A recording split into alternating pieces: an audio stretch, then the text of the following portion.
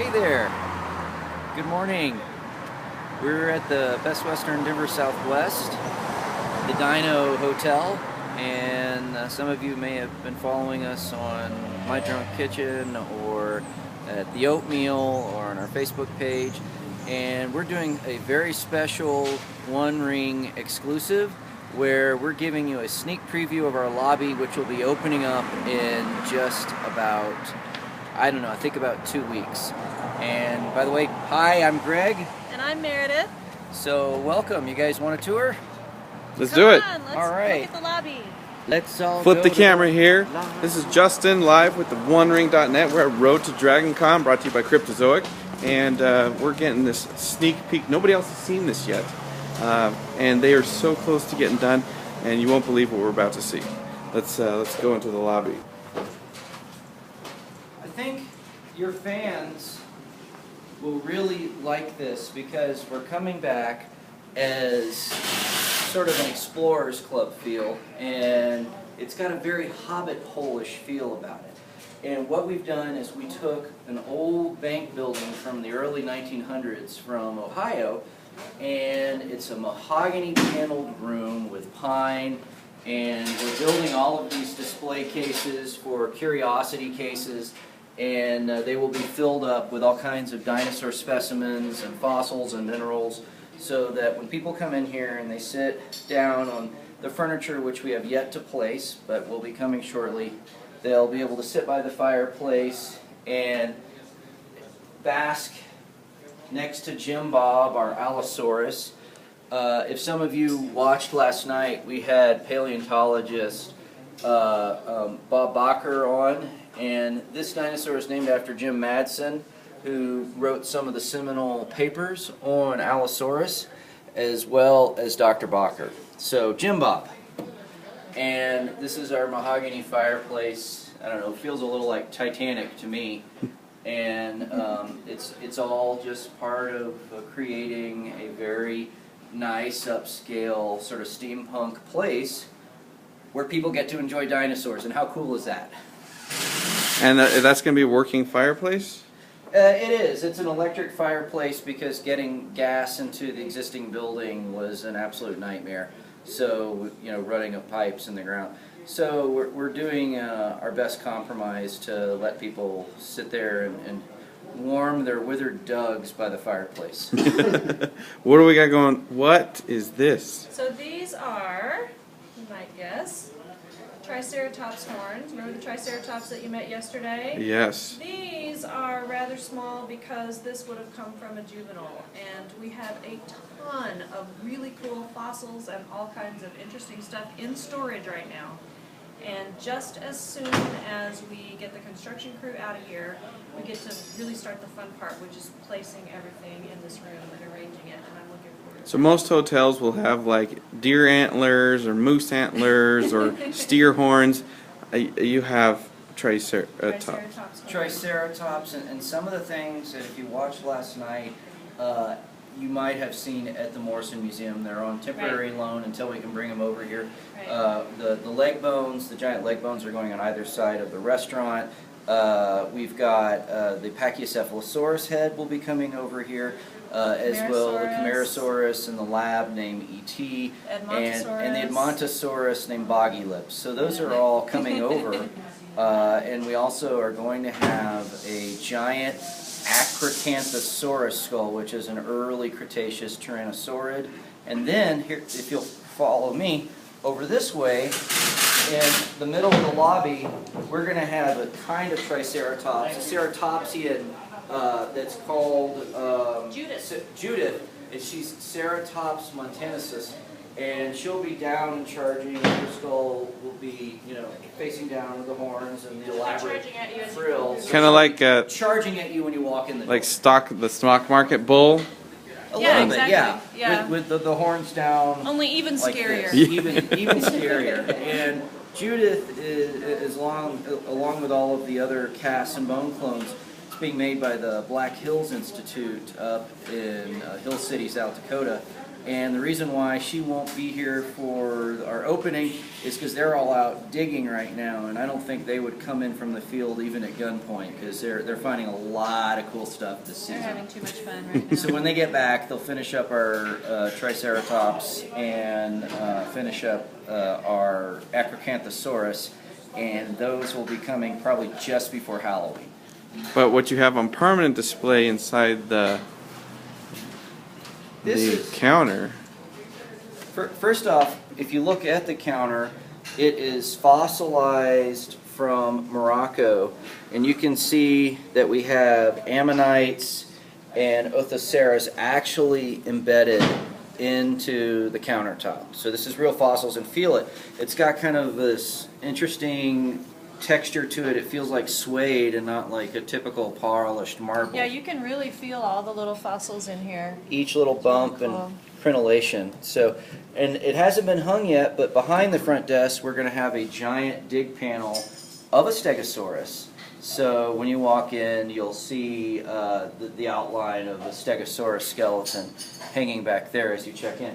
And this right here is an old 19th century ballot box from Georgetown, Colorado. And inside it we have a mosasaur skull, and we're going to have a "Don't Feed the Mosasaur" sign. And what it is it's a donation box to benefit the two local museums, to benefit the Morrison Natural History Museum and Dinosaur Ridge. So this will be set on a pedestal in the lobby, and people will drop their coins in, and it's kind of fun. I've tried. It's actually harder than it looks to get a quarter to fall into the mouth of the mosasaur. So I suggest large bills. They're easier to fit in. And then those leg bones that you might have seen last night, they're going to go into these two alcoves here and here. So boom, boom, two giant leg bones, almost like support columns around the front door of the restaurant, which is going to be called Roof Lizard Lounge. And that's because when they first described Stegosaurus, they thought those strange back plates lay on its back like shingles. So Stegosaurus means roof lizard. Like an A-frame hotel. Exactly, like an A-frame shack or something. So we're celebrating Stegosaurus so much because the first Stegosaurus ever dug out of the ground came from 10 minutes from our front door. So it's the state fossil of Colorado. Stegosaurus armatus is our hometown rock star as far as dinosaurs are concerned. So you may have noticed a very special person here. This is Ada, and she is dinosaur restoration artist extraordinaire. And many of the creatures that you met yesterday at the Morrison Natural History Museum were touched up and beautified by her. And she's working on Sophie, the Tylosaur skull right here. Sophie got a little banged up when she was in storage, and also when she was being moved around and hung on the ceiling. So Ada is working on her just to make sure that she's ready for her close-up. She's our paleocosmetologist. Yeah, she is. And she's the best. She's the best around. And that's archaeological refinishing solution. Paleontologic. Right. Paleontology. Refinishing. So Is that a fell beast skull? Did the Black Riders ride that thing into battle? When they were playing Aquaman, they would ride it, because this was a sea lizard, but it would have been a fell beast because it had a voracious appetite, a third eye, and probably a nasty temper. So the big skull that you saw yesterday that's snapping right at you with the third eye and all the teeth and the inner row of teeth, really cool. This would be the same thing, only this one got fossilized more in profile. And if you would like to see the rest of her, Yeah, let's go into. Oh, this is just the head. this is Yeah, just the head. Yeah, but we have the rest of her in here. Welcome to Oh our my breakfast room, goodness. restaurant, and bar. So 35-foot Tylosaur swimming across the ceiling of the breakfast room, and I think we may move Sophie's head actually out of the lobby and rehang her in here, but you can see that it's just meant to have sort of a snug pub feel, and maybe we'll play Butterbur over here and have our own prancing pony, and this is our bar area. We have it hung it yet, but there will be an actual petrified wood bar top in here. Beautiful. So you It's can belly absolutely up to the petrified wood bar. More. Is this going to be more of a prancing pony or a green dragon? I'd say prancing pony. We're a little more friendly, you know. Green dragon. Well, let's see. Green dragon, was that in the Shire? Yeah. Okay. They're picking on us. I think green dragon is probably more. Prancing pony had a dangerous element to it, and You've got a we dinosaur. have a no ring wraiths policy, so No ring race. no ring wraiths allowed. I'm sorry. That's We what- don't serve your kind here. Wait, that's the wrong band. No, these are not the ring wraiths you're looking for. If you're going to mix it. But no, Wow, we and- don't let embodiments of pure evil into the business. That's my job. So are you I saying don't like these competition. these dinosaurs are not embodiments of evil? I mean, it's kind of. Just extreme hunger. Yeah. You know, they're just beasties. They, you know, sea serpents would be probably their closest fantasy analog. You know, they're not evil at the end of the day. They just have giant mouths and ravenous appetites. So, you Well, know. if you'd like to know just how ravenous their appetites are, you can see these really large vertebrae here, and these would be Sophie's own vertebrae. And you can see they continue here, these really giant vertebrae here. Then, if you look inside Sophie's ribs, you're going to see a smaller row of vertebrae. Those don't belong to her. Those belong to the Dolly Krinkops that she ate right before she died, and then fossilized. So this panel and this panel, you can see her last meal. And that's probably what, a 6-8 foot Meal. plesiosaur. So She was a hungry girl. she was. She liked her second breakfasts and 11sies. So she had an appetite to match any hobbit. So that was just a light jalapeno popper for her, not very much. So shall we go out this way, maybe? And, Or we want to take him to the pool. Or you it's can just, be your there's own. furniture blocking the doors We right now. can go out this way, guys. Okay. We are in the process of assembling the pool furniture right now, as you can see. It's kind of an archaeological dig full of scaffolding and Yeah. So brand new pool furniture, and it's Wow. all getting unboxed and put together right now. that's the fun part. Oh wow. It's probably easier to see our pool a little bit in the shade. Yeah, that's But we have contoured the pool here to look like the western interior Cretaceous seaway of about 85 million years ago, which when you drive across Kansas, imagine that completely underwater and with tylosaurs and plesiosaurs all swimming through the ocean with ammonites and giant toothed flightless birds called Hesperornis, and giant squid, so like Toothotussus. So it's meant to contour like that. We've got beachfront entry, and this pool is tied to the certificate of occupancy with our main building. So as soon as that opens and we can open up our Green Dragon and start playing Butterbur, this beautiful pool will be open and ready for swimmers. Come take a look at the hot tub as well. That is a great idea, a sloped entry. And even all the walkways and stuff feel like, oh, I might be stepping on a fossil, you know. Exactly. So, Nice big hot tub with plenty of room to sit. Wow. There we go. And it does its shape signify anything? it shapes a good time and a hot soak. That's all that matters. And you guys get snow here in the winter, so it gets, Oh, yes. yeah. But the hot tub will be open year-round, so you know, it's one of the favorite Colorado pastimes to sit out, nice romantic snowfall, and The only time soak you'll be cold is just really hot. in between the hot tub and the door. Yeah. The rest of the time you'll be comfortably warm. Yeah, maybe overheating a little bit, but the snow falling on your face. But does it get any better than that? No, it doesn't. Oh, wow. So eventually the plan is to come back with a mosaic, and we will have a tesserae, like little miniature tiles of tylosaurs and mosasaurs and all of those giant sea critters swimming along the bottom, with a tylosaur doing a ambush rush towards the surface, so you can swim Yeah, out it's over gotta the be right middle. there. Of course, it's got to be in the deep end because you want a little bit of the creep factor. Yeah. And you'll be able to stage a picture where it looks like the tylosaur is getting ready to eat you.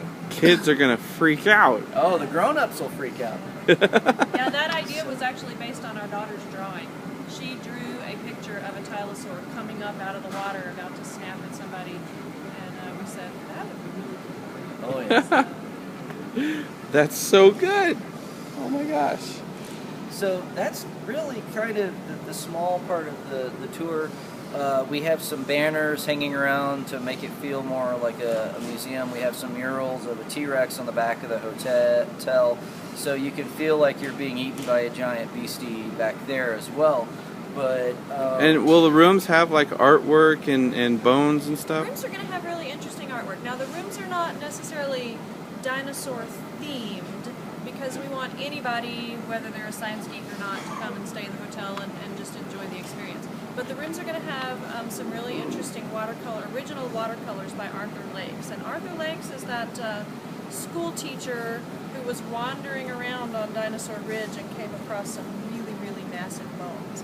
And he also was kind of an amateur artist, and so we have permission to reprint some of his artwork. And from the Peabody Museum Yeah, at Yale Peabody University, and what they are is it's the actual paleontologist sitting on the bones, like the watercolor of that, with all of the giant leg bones and rib bones scattered on the ground. Yeah. So it's rib cages, and there's It a was picture. like nothing anybody had ever seen Yeah. before.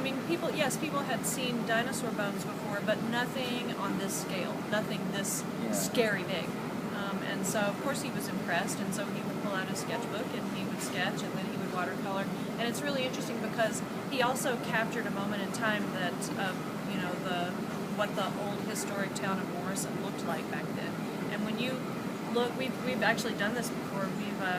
We've looked at his pictures and tried to identify what buildings are still there, and it's really interesting. You can see, the town of Morrison is so quirky and fun and cute anyway, and then you can kind of see where the historic buildings were back when Arthur Lakes was painting them. So, and we're not doing any animatronics or loud, noisy things because we want it to be an experience that doesn't overpower the imagination. We want people to come in and, they could even come dressed in their favorite steampunk or Hobbit costume. We're totally cool with that, or dressed as their favorite explorer, but we don't want to superimpose our vision on what other people might be imagining or experiencing or even role-playing when they're sitting in the middle of our Explorers Club lobby surrounded by giant dead things. We just want you to really be comfortable and enjoy the experience and have great food and a really comfortable place to stay and have lots of fun. This is a great area to visit. Definitely. Well, Shameless plug. It's Shameless. very comfortable. We stayed there and slept well last night. So where are you on Twitter and Facebook, and where are you physically? Well, we're in West Denver in the town of Lakewood at Hamden and Wadsworth, 10 minutes away from Dinosaur Ridge and the Morrison Formation. And we are on Twitter, on Facebook at facebook.com /Best Western Denver, and on Twitter at Best West Denver. And our official title is Best Western Denver Southwest, because there are other Best Westerns, but we're Denver Southwest, because we're in the southwest part of it. And all of this is officially Best Western approved. I mean, Yeah. you guys are Yeah, a They're theme. really supportive. They're jiggy with it, as the kids are saying these days on the internets. They as long as we stay within brand standards for bed heights and curtains and this many cups in the rooms, they're cool with it. They've actually been quite supportive all the way from the CEO on down. So, we're very blessed in that sense. All right, rapid fire question time. Ready? Yes, Have you read the Silmarillion? I Couldn't make it through it, but I was 13 at the time. What's your favorite Lord of the Rings movie? I would have to say the first. Me too. What's your favorite Tolkien book?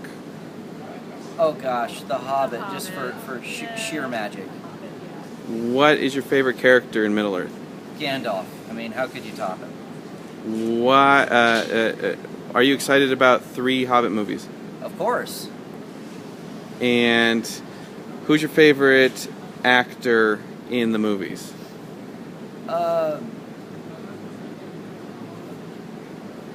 I don't know. That's a toss-up between Bilbo and Frodo. Because, I mean, they're both really strong actors. So, If you were a character in Middle Earth, who would you be? probably a dwarf. They have the coolest armor. And they dig deep.